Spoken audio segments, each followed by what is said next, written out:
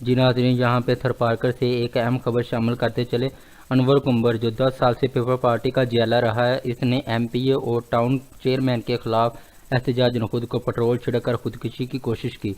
Anwar comber ने इल्ज़ाम लगाया कि मज़कूरा अफराद ने इनसे नौकरी का झांसा दिया था। इस बारे में मज़ीद तफसीलात जानते हैं यूनिक न्यूज़ के नुमाइंदे अतार रहमान से। जी अतार रहमान, क्या तफसीलात है आपके पास? जी बिल्कुल, अनवर कुंभार 10 सालों से पीपल्स पार्टी का जज्बाती वर्कर रहा है, लेकिन एमपीए डॉक्टर रमेश कुमार मलानी और टाउन चेयरमैन प्रदीप मेहराज ने कभी उसकी कदर नहीं की। 10 सालों से रोजगार देने के झूठे झांसे देते रहे। झूठे झांसों से तंग आकर अनवर कुंभार ने चेलार से मिठी तक लॉन्ग मार्च किया और खुद को आग लगाने की कोशिश की, लेकिन वहां पर शहरियों और एसएचओ ने मिलकर उसे समझाया और खुदकशी से बचाया।